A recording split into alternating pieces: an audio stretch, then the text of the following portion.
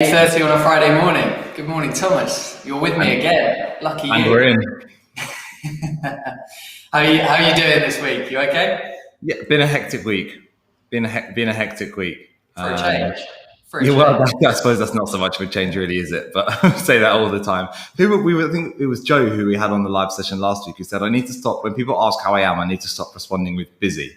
And I remember talking about that last Friday after the live session, because the first meeting I had afterwards, the person went, "How are you?" And I went, "Yeah, busy." And I went, "Oh, hang on a minute." It's such a habit, isn't it? It's such a habit. We've got to kind of have maybe 3 questions next to your computer screen just to respond in a different way, to prompt you to respond in a different way. Oh, it's good to have you with us. Thank you for joining this morning. Thank you everyone for joining, actually. Thank you for everyone who's been joining us live at 8:30 every Friday, Valiant French live sessions. And sometimes we have guests, sometimes we don't. But we're always talking about humanising the world of work and what that means to everyone, tackling different topics from authentic leadership, all things diversity and inclusion, and all the things that are happening in the world right now. We're trying to take a week-by-week approach. So lots has been happening this week that Thomas and I want to dig into today, which is fantastic. But thank you for leaving comments. Thank you for sharing. It's really great to see the community growing and growing. So thank you everyone for doing that. Please continue doing it. It's great to know that these conversations are having the impact that we want them to have. Let's delve in then, Thomas, because it's been a hell of a week, and it started obviously with us feeling a bit flat from the football, but actually, so there's been lots. There's remote working. There's some new stats that have come out from Goldman and a couple of others, McKinsey as well, around what that needs to look like. But it's also clashed with a lot of coronavirus cases increasing, especially here in the UK. So a lot of companies seeing a lot of people needing to self-isolate and staff shortages. And that on top of people leaving companies has really left people feeling quite burnt out again. So the latest figures from McKinsey, around 50% of employees are feeling burnt out at the moment, which is quite high. People are also being forced to take leave and take holiday, which is a good thing, to take those breaks, take the time, but still uncertainty with travel, which is causing this kind of still a bit of uncertainty. And I'm hearing a lot of expectation that September is still going to be when everyone comes back re-energized, revitalized, but September's getting awfully close. And you start to wonder, well, whether that expectation is realistic. But I want to come to, and we wanted to spend a lot of today focusing on what happened at the beginning of the week, but has actually continued. Obviously following on from the football, from kind of England losing in the final, which was amazing to even get to that final. We were talking about it last week on the Friday Live. Well, and the week before, 3 weeks in advance now. Not quite as excited and energized this week as we have been on the last 2 live sessions following the Germany and Ukraine games. But here we are. And it felt flat Monday morning, didn't it? But I think for me, and we were talking about this internally when we were talking about what we wanted to cover today, the thing that left me so flat was to see the response. And I won't say the response from everyone, but the response generally, the online abuse and the racist abuse that Sancho, Saka and Rashford in particular faced. And I thought it was an important topic to at least discuss today. And there's obviously been a lot of news since. There's been a lot of positive outcomes and a lot of support for those players. But I guess the question that we wanted to cover today is kind of, well, what's the role that organisations play in making this societal change long term? And what does it mean? And this won't be the first time that we cover this, because I think that's kind of what we all want to talk about today. It's accountability and continued support for actual change to happen. So yeah, thoughts from you, Thomas. What was going through your mind at the beginning of this week?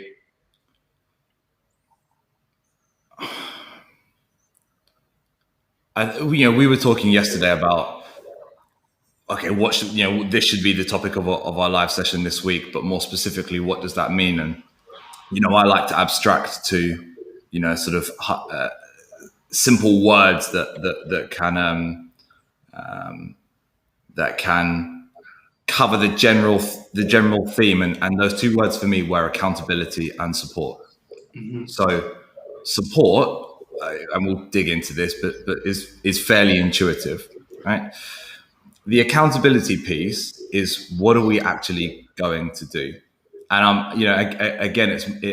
I'm mindful, and I'm sure we'll get into this as we move through. I'll talk a bit about the thinking and the overthinking that often accompanies being a member of a minority group when something specifically related to that minority group is thrust into the limelight and popular conversation.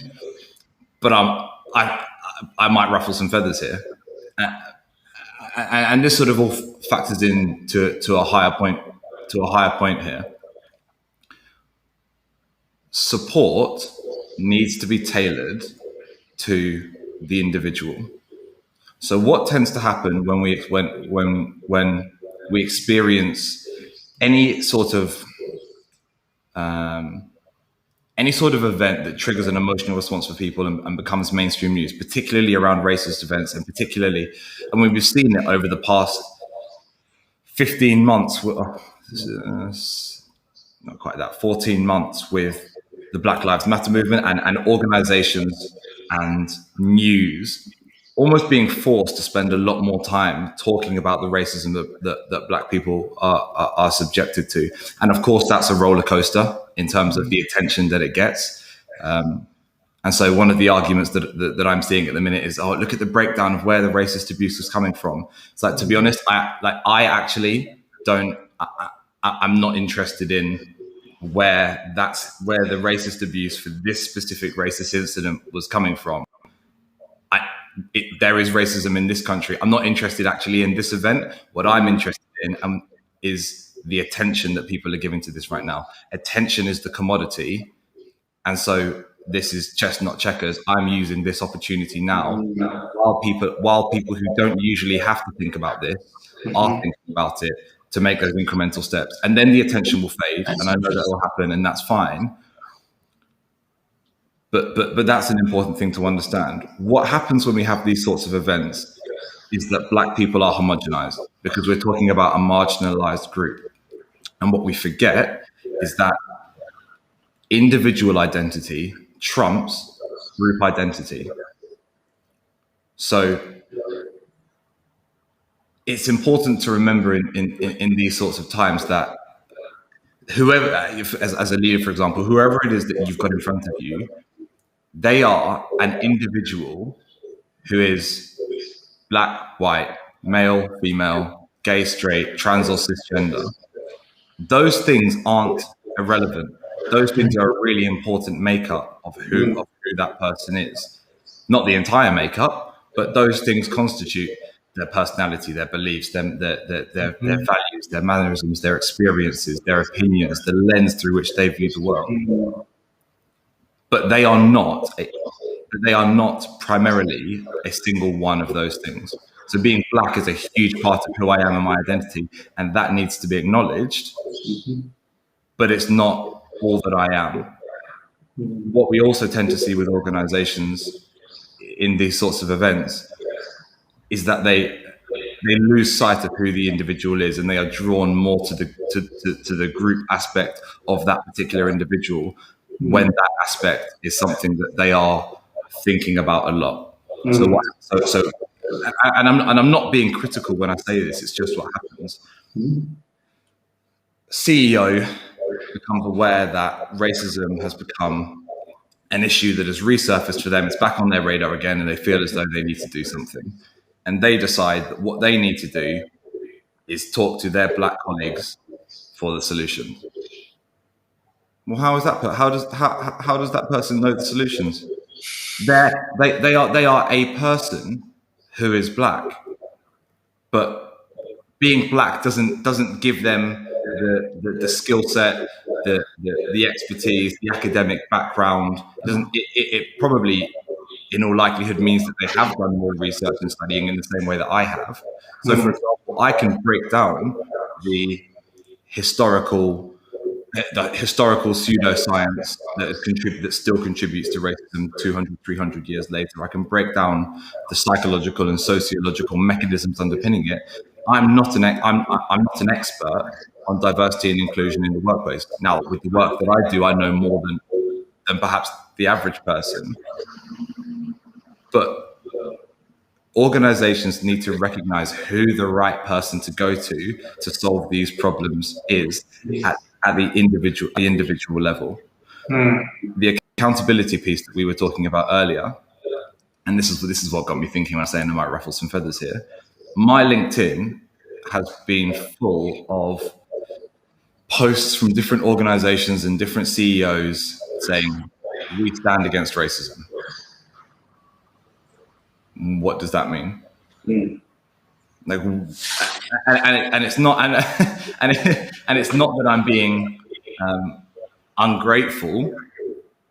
Although actually sometimes if I express that attitude that I don't feel an organization is doing enough, then the natural reaction that somebody might feel if they feel as though they've gone out of their way to do something is you're being ungrateful, which is an interesting piece of self-reflection there. But what does that actually mean? It falls short for me, and it feels hollow. Stand against racism. You've made a post on LinkedIn. You've posted a picture of Saka, Rashford, and Sancho. Now what?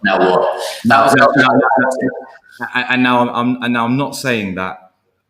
I'm not saying that organizations necessarily should be sharing. This is what we're doing. I think it's great if they did, because that is learning for others, and it encourages a collective societal impact and narrative around action within the business world. And we know that as you said earlier, the way you opened up this conversation, that then drives societal change. But internally, what are you actually doing? And it's difficult. I understand it's really difficult, but I think there are two things here.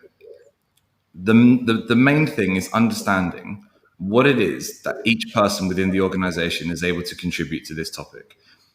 Just because I'm Black doesn't mean that I have the solution to racism. What it does mean is that if you create a safe enough environment for me, I can share my own personal insight and experiences. I suppose it's a little bit of a difficult example because of the work that I do, and I work with organizations, and I have taken the time to research particular aspects of these, so I understand the mechanics of how these things sort to pan out. But I'm not able to put together a diversity and inclusion strategy, and I'm not able to solve racism in the workplace. What I can do is come in, and if a safe environment is created for me, and if I'm given the platform to share my experiences, knowing that those experiences are actually valued, genuinely valued, then I can come in and talk about. I've got quite a bassy voice. I can come in and talk about the times when people have said to me that maybe the reason why I was getting such and such reaction was because people were a little bit intimidated by me, or talk about the times when I've been sat in offices and heard directors of organizations tell stories about being at a Nigerian wedding and the dance floor being filled with Black people, and describe that as intimidating, and nobody blinking, because everybody implicitly understood why that scenario would be intimidating without even thinking about it. I can come in and talk about being subjected to racism on walking along the seafront on my lunch break, and then coming back in to crack on with a piece of work that was related to diversity and inclusion for within the public sector. I can talk about those experiences and there's value in that. But as leaders and as organizations and as HR teams, it's about recognizing what is it that our people are able to contribute. Have we got the systems in place to be able to extract as much as we can from those people, so that those people are able to contribute to this change here. But where we have a deficit in skill set and understanding, who do we need to bring in to do that? Or who do we need to upskill within our organization so that they do have the knowledge and skills to be able to make the change that we have defined? And that's the accountability piece. What is it that we have said we are actually going to do? Because it's easy for organizations to skip around this if their stance, if we stand against racism, isn't well defined. So how well defined is your promotion criteria? Like, does everybody in the organization know tangibly and objectively what it is that they need to do and what they need to be measured against in order to get promoted? Are your recruitment processes and are your competencies and particularly values well defined in terms of behaviors? Or is your values-based hiring, does that ultimately dissolve into, does this person feel like an us person or not? In which case, well, there's a lot of noise in that measure. So I'm aware I've spoken a lot, but I think the key things to take away from this are, first of all, the recognition that in these types of events, there is a tendency to homogenize Black people and assume that because they are Black, they have the solutions. It's important to understand what it is that each person is able to contribute because of who they are as a person, their experiences, their skill set, their knowledge, their expertise. And then as an organization, to define what it is that you are actually going to do in tangible terms so that you can be held accountable. The hard reality is that you won't be able to hold yourself as accountable as you would like to, because this won't stick with you for as long as you think it will. You know, we had a conversation yesterday, and I'd be really interested to hear your thoughts on this, because you were talking about, and again, all of this is just my own personal opinion as well, because there's an ambassadorial aspect to being particularly a young Black male in the corporate world without anybody else who looks like you. There's an ambassadorial element and a real sense of duty that comes from representing your entire demographic, because you know that you are the person that people will use to extrapolate their interpretations of for your entire group. So all of the a lot of these things that come from the stuff that I do know, and although I am a psychologist, I would never brand myself as a diversity and inclusion expert. So all of these are just my opinions. We were talking yesterday about all of this, and you reminded me about all of the positives and all of the love that has been expressed, and all of the support, and all of the heartwarming images and messages that we've seen, and the heartfelt posts from particularly Rashford, Bukayo Saka, and Jadon Sancho in response to those heartfelt messages. And that was a really interesting moment for me yesterday in the office when you reminded me of that, because I thought to myself, why is it that doesn't, like, it's almost flipped to the point where I don't know, you might have to correct me here, I'm imagining that this is my sense is that when these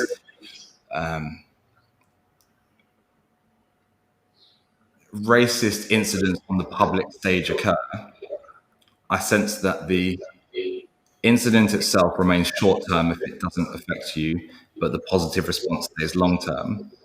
And I suspect that if you're Black, that is flipped to a certain extent, whereby the racist event itself sticks with you for a longer period of time. Heartfelt messages that come afterwards feel more fleeting because we've been through this 20 times before.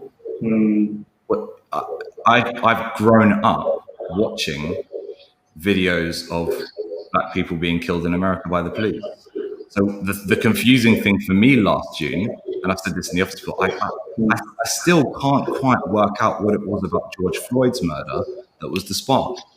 I think Breonna Taylor, and in such a close such a close time period contributed to that. I think people being in a lockdown and being stuck on their phones contributed to that. But it's the same thing; it happens again and again and again. And so for me personally, when I see the positive reaction to it, I don't think it warms my heart in the same way that maybe I would if it was actually directed to me. So if I was Saka, Sancho, or Rashford, if it was directed to me as an individual person.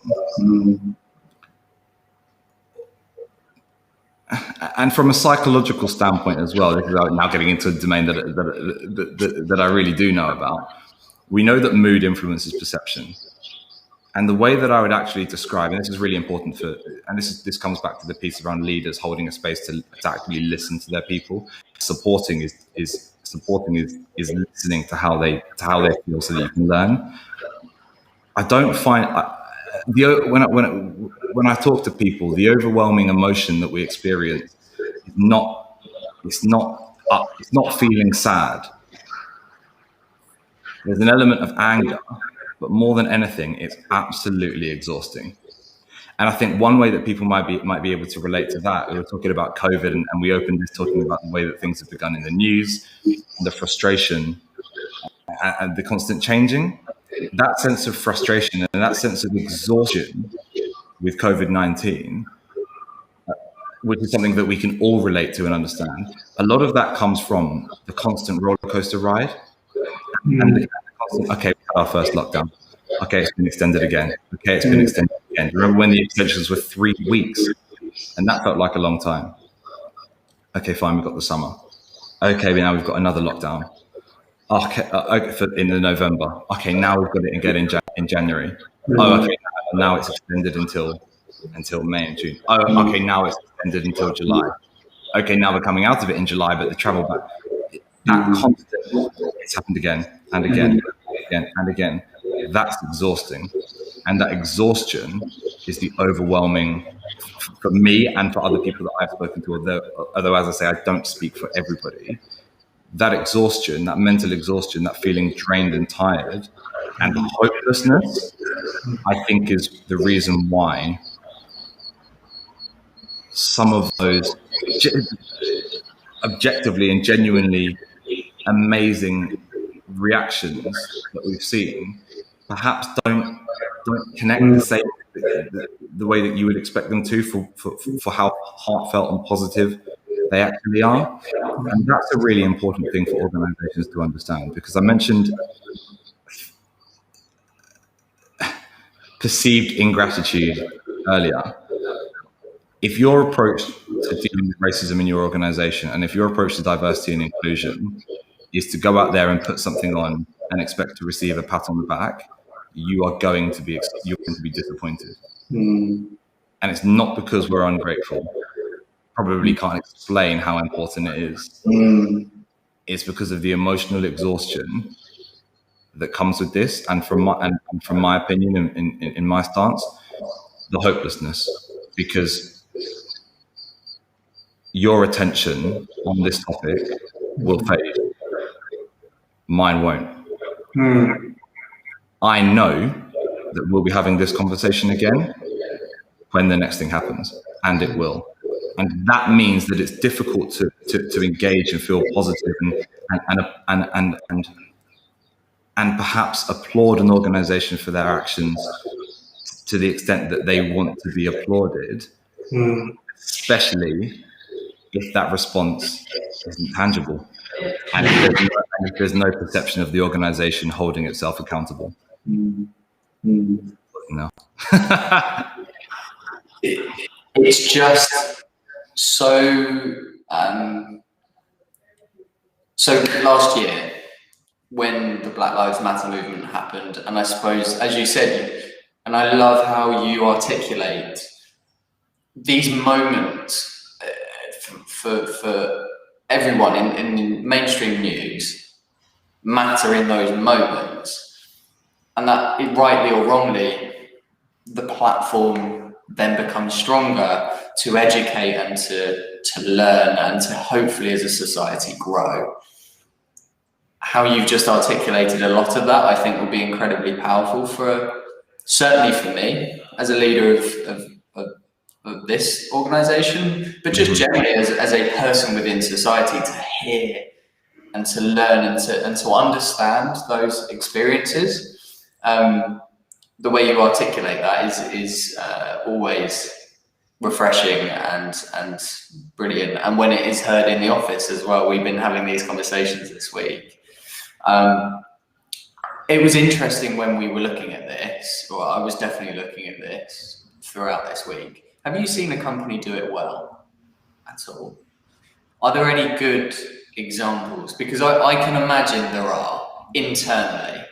Internally, I know for a fact there are clients we work with who are doing really astonishingly great work to change mindsets, to educate, to ensure that experiences are, when we talked about remote working and there was kind of gender differences, there was also racial differences in the experiences felt.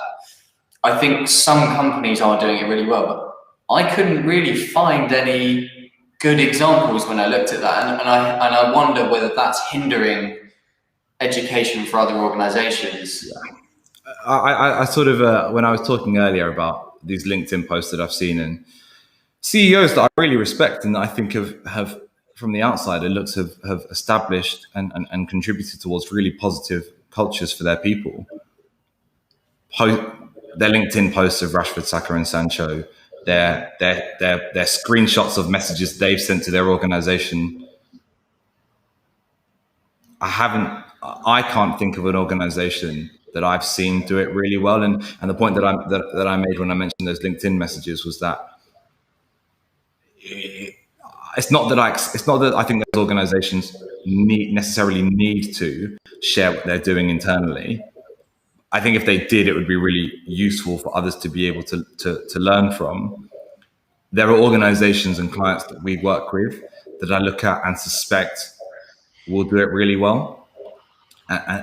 And the reason why I would have confidence in those organizations is because I know the underlying philosophy for how they have gone about their diversity and inclusion work has been to hold spaces for people to have honest conversations and connect.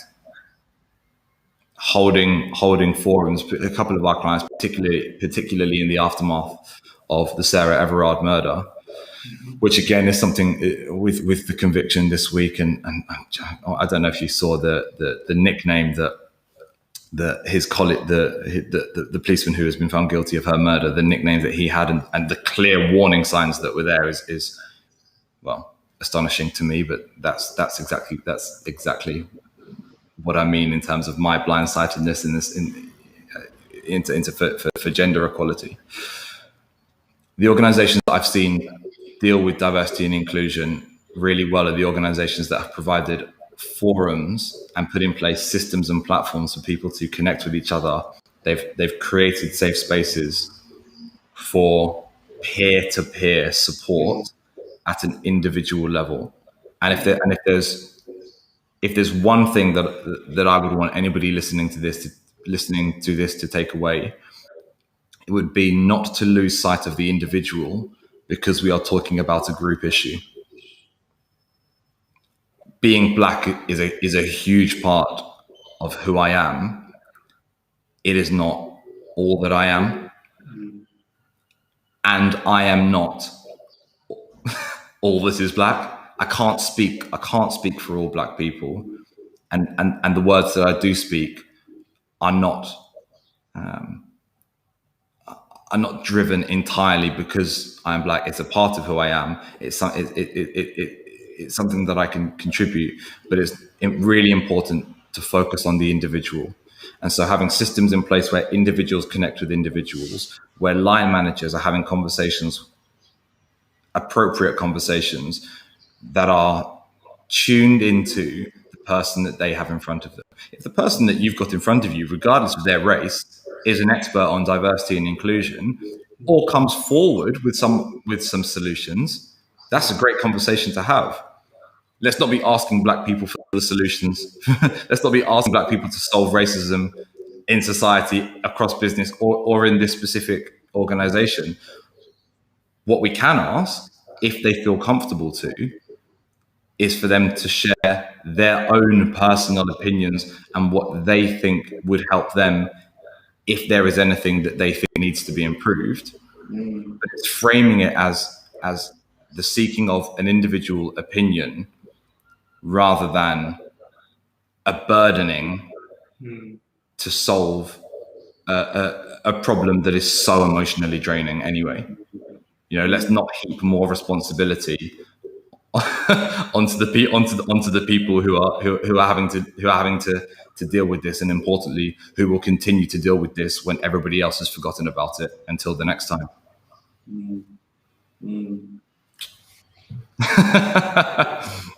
There's nothing to add, right? No.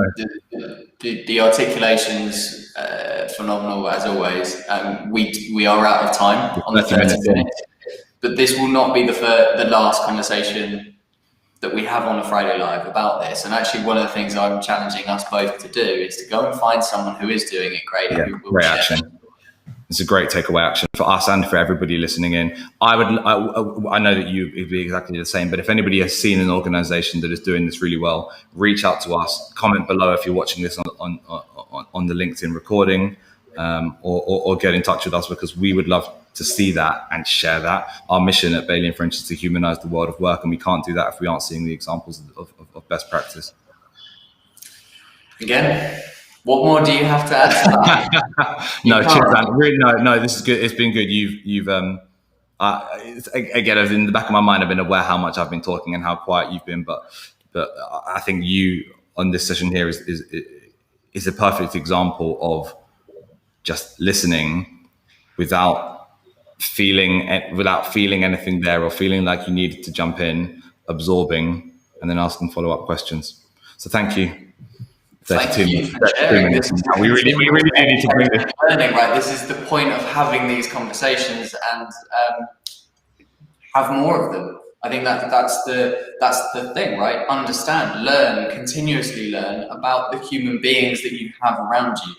That is the point of human leadership. That is the point of a human workplace, a workplace and an organization that is molding and changing society for the good, for the better.